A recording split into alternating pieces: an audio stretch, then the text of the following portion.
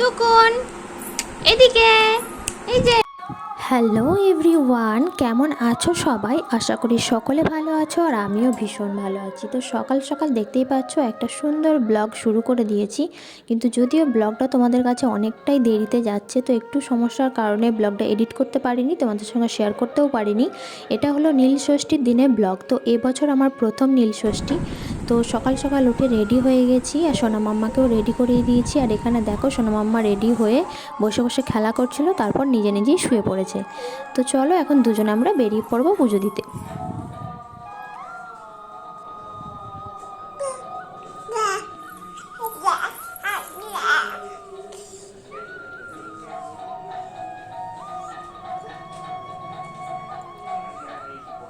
লাগছে তোমার?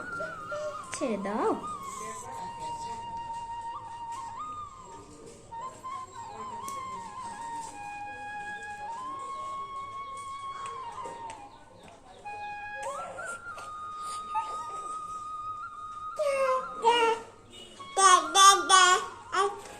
তো শুধু আমরা দুজন না, সোনা মাম্মার বড় ঠাম্মি যাচ্ছে পুজো দিতে, তো আমরা বড় মার সঙ্গেই যাচ্ছি পুজো দিতে। তো চলো তোমরা ব্লগটা দেখতে থাকো, আশা করি তোমাদের ভালো লাগবে। আর নীল ষষ্ঠীর ব্লগটা অনেকটাই দেরিতে আসছে, সেই জন্য আমি সত্যিই খুব দুঃখিত, তো এডিট করে উঠতে পারিনি। আর নীল ষষ্ঠীর পরের দিন ছিল চড়ক পূজা, তো সেদিনকে আমাদের এখানে একটা পুজো হয় যেটা হলো দামাল পূজা। তো 2 দিনের ব্লগ একসঙ্গে তোমাদের সঙ্গে শেয়ার করেছি, আশা করি তোমাদের ভালো লাগবে। তো চলো শেষ পর্যন্ত দেখতে থাকো। তো দেখো দেখতে দেখতে আমরা চলে এসেছি মন্দিরের কাছাকাছি। এটা হলো দুর্গা মন্দির। তো দুর্গা মন্দিরের পাশেই আছে কিন্তু শিব মন্দির। তো এদিকে একটা শিব মন্দির আছে আর এদিকেও একটা শিব মন্দির আছে। তো এই মন্দিরেই কিন্তু নীলষষ্ঠীর পুজো হয়। তো চলো দেখতে থাকো।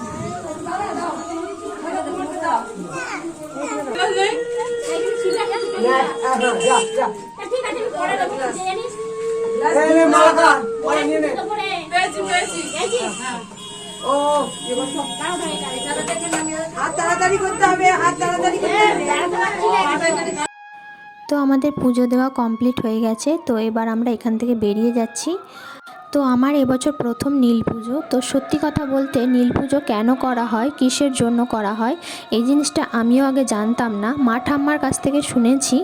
আর তোমরা যারা জানো না তারা অবশ্যই কিন্তু কমেন্টে জানাতে পারো, আমি সেই নিয়ে একটা ভিডিও তোমাদের সঙ্গে শেয়ার করব। যদিও নীল ষষ্ঠী পেরিয়ে গেছে, তাও জানার ইচ্ছা একটা থেকে যায়, যারা জানতে ইন্টারেস্টেড তো অবশ্যই জানিও, তাহলে আমি তোমাদের সঙ্গে একটা ভিডিও শেয়ার করে দেবো। তোমরা ইউটিউব ঘাঁটলে অনেকেই পেয়ে যাবে, কিন্তু যদি আমার কাছ থেকে কেউ জানতে চাও, আমার যতটুকু মানে নলেজ আছে, তো সেটার থেকেই তোমাদের সঙ্গে শেয়ার করব।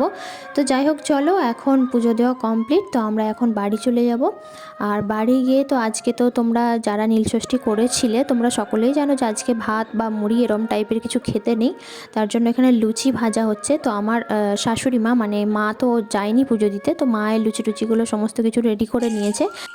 তো হয়েছিল ছোলার ডাল আর হচ্ছে পনির আলুর তরকারি, লুচি আর মিষ্টি দই। তো এদিকে আমার সোনা মামা দেখতেই পেলে দোলনাতে বসে বসে খেলা করছে ওর পাপার সঙ্গে। আর এটা হলো পরের দিনের ব্লগ, যেটা সকাল থেকেই শুরু করেছিলাম। তো সকাল সকাল উঠে স্নান করে নিয়েছি, 7:30 পৌনে 8টা নাগাদ স্নান করা হয়ে গেছে, আরও হয়তো আগে হয়েছে, সেটা আমি ঘড়ি দেখিনি। আর সকাল সকাল উঠে বিছানাপত্র গুছিয়ে নিয়েছি, সোনা মাম্মাকে উঠিয়ে দিয়েছি আজকে একটু সকাল সকাল, ও যদিও উঠতে চায় না, 8:30 9টা নাগাদ ছাড়া ওঠে না। তো এখন আজকে পুজো দিতে যাব বলে ওকে উঠিয়ে ওর পাপার কাছে দিয়েছি, তারপর ঘরের সমস্ত কাজ গুছিয়ে নিয়ে এখন নিচেই যাচ্ছি।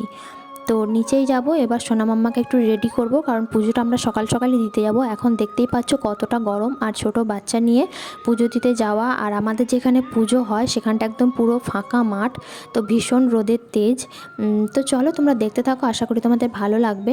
আর এখানে দেখতেই পাচ্ছ প্রায় রান্না কিন্তু শেষের দিকে, এখন বাজে ঘড়িতে সকাল 9:30। তো এদিকে এখন লাস্টে হচ্ছে ভাত, আর এদিকে দেখতে পেলে ডাল, এদিকে হয়েছে ঢ্যাঁড়স ভাজা, আর সোনাইয়ের জন্য একটা মাছ ভেজে রাখা হয়েছে, যদিও সেভাবে খায় না। এদিকে হচ্ছে মাছের ঝাল, পটল চিংড়ি, ডাল, আর কি হয়েছে এখন আমি তোমাদের সঙ্গে বলতে পারছি না, কারণ পুরোটা আমি দেখিনি। তো চলো এবার পুজো দিতে যাওয়ার পালা। তো পুজোর জন্য সব কিছু রেডি করা হয়ে গেছে, তো সেগুলো রাখা আছে। এবার সোনাইকে আমি একটুখানি স্নান করিয়ে দেবো, তারপর আমরা বেরোবো। তো ও এখনও ঠাম্মির সঙ্গে খেলা করছে। তো পুজো দিতে আগে অবধি যেহেতু কিছু খাবো না, সেই জন্য এখানে দেখতেই পাচ্ছ অনেকটা পরিমাণে শরবত ভিজিয়ে রেখেছি, সবাই একটু একটু করে খাবে। আর যেহেতু কিছু খেতে নেই অন্য কিছু, আর এদিকে দেখতে পাচ্ছ আমি পুরো রেডি হয়ে গেছি। আমি একটা রেড কালারের ঢাকাই পরে নিয়েছি, সঙ্গে কন্ট্রাস্টে একটা ইয়েলো কালারের ব্লাউজ আর হালকা একটা চোকার আর আর সিম্পল একদম মেকআপ। তো খুব একটা মেকআপ বা খুব একটা সাজ আমার কোনোদিনই পছন্দ না। তো যাই হোক, এখন আমরা টোটো করে যাচ্ছি পুজো দিতে, কারণ রাস্তাটা অনেকটা আর এই রোদের মধ্যে মানে সত্যি বাচ্চা নিয়ে যাওয়াটা খুবই মুশকিল। তো টোটোয় উঠে গেছি আর নেমেও গেছি। তো এখন আমরা যাচ্ছি পুজো দিতে। তো বাবা দেখতেই পাচ্ছ মাথায় নিয়ে যাচ্ছে মানে গামলা করে। তো বাবা মা ওরা একটুখানি লাইন দিতে হয় পুজো দেওয়ার জন্য। তো লাইন দিচ্ছে আর আমরা একটু আস্তে আস্তে যাচ্ছি।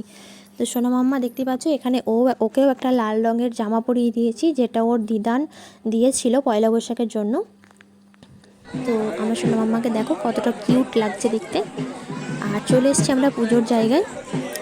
আর এদিকে দেখো দণ্ডি খাটা হচ্ছে। তো এখানে দণ্ডি খাটা কিন্তু ভোর 5টার থেকে শুরু হয়ে গেছে দণ্ডি খাটা।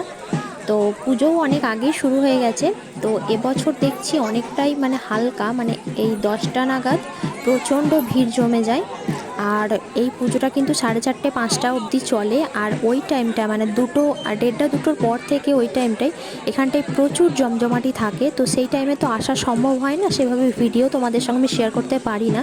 ওই টাইমটায় ভীষণ মানে একটা জমজমাটি ব্যাপার থাকে, কারণ বাইরের থেকে মানে গঙ্গা জল নিয়ে আসা হয়, মানে তো যেভাবে নিয়ে আসা হয় তো সেটা সত্যি দেখার মতো। আর বিশাল বড় বড় ঘোড়া এখানে মানে যারা মানসিক করে তারা এখানে দেয়। আর এই দামাল পুজোর প্রধান দেবতা হচ্ছে কিন্তু ঘোড়া। তো যাই হোক, এখানে পাঁঠা বলিও হয়, সেটাও কিন্তু ওই 2টো নাগাদই হয় হয়তো। আমি সত্যি ওরকম টাইমে কোনো দিন আসিনি। আর এদিকে দেখো আমাদের পুজো দেওয়াও কিন্তু হয়ে গেছে। সোনা মাম্মাকে নিয়েও ঠামি গেছে, মানে ঠাকুরের কাছে একটুখানি শুইয়ে দেবে আশীর্বাদ নেওয়ার জন্য, ভিতরে ঢুকে গেছে। প্রচণ্ড ভিড় আর লাইনের মধ্যে দিয়ে যেতে হয়, সেজন্য আমি যাইনি, আমি বাইরে থেকেই প্রণাম করেছি। আর মা সোনাইকে নিয়ে গেছে ওকে প্রণাম করানোর জন্য। তো বললাম না সেইভাবে কোনো ভিডিও করা হয়নি বাচ্চা নিয়ে, তো সেই জন্য কয়েকটা ফটো তোমাদের সঙ্গে শেয়ার করলাম। এখানে দেখতে পেলে আমার যা রয়েছে আর সোনা মাম্মা রয়েছে, ওর ঠাম্মি রয়েছে, আর এখানে আমাদের ছোট্ট কিউট রায় সোনা। আর এখানে দেখো আমাদের বাড়ির 3 রত্ন, মানে ওরা 3 বোন। তো এদিকে বাবা এখানে দেখো বাতাসা ছড়াচ্ছে। তো জানি না কোন দিকে কীভাবে নিয়ম আছে। আমাদের এই পুজোটা কিন্তু ভীষণ ভালো লাগে আমার, কারণ একদম মাঠের শেষে। আর দেখতেই পাচ্ছ কতটা জঙ্গল, কিন্তু ভীষণ ভালো লাগে, একটা শান্তির জায়গা বলতে পারো। তো সোনা মাম্মা এখন ওর ঠাম্মির কোলে আছে। তো ব্লগটা তোমাদের কেমন লাগলো অবশ্যই কিন্তু কমেন্টে জানাবে। আর এদিকে আমি এসেছি ধূপ এবং মোমবাতি দেওয়ার জন্য। তো ভিতরে যেহেতু ধূপ মোমবাতি দেওয়ার মানে নিয়ম নেই, আর সত্যি ওইভাবে দেওয়া যায় না এত লোকের মানুষের ভিড়ে। ধূপ মোমবাতি যদি ভিতরে দেওয়া হয় তাহলে কোনো সময় অঘটন ঘটে যেতে পারে, সেজন্য একটা আলাদা ব্যবস্থা আছে সাইডে। আর সেখানে এখন আমি ধূপ মোমবাতি দিতে এসেছি। তো এবার হয়ে গেলে একটুখানি বসবো, তারপর এখানে যে যার মতো আইসক্রিম লস্যি এরম টাইপের জিনিস এখানে থাকে। মানে খুব একটা একদিনের পুজো তো বিশাল কিছু মেলা টালা সেভাবে বসে না, এরম টাইপের টুকিটাকি জিনিসই থাকে। তো এরম টুকিটাকি একটুখানি খেয়ে নিয়ে এবার বাড়ি যাব। তো চলো বন্ধুরা, ভিডিওটা কেমন লাগলো অবশ্যই কিন্তু কমেন্টে জানাবে। আর যদি ভালো না লেগে থাকে সেটাও কিন্তু কমেন্ট করতে পারো। তো আবারও ফিরে আসবো নেক্সট ব্লগ বা রেসিপি ভিডিও নিয়ে। ততক্ষণ তোমরা ভালো থেকো, সুস্থ থেকো, আর অবশ্যই আমার চ্যানেলের সঙ্গে থেকো। তো আজকের মতো টাটা।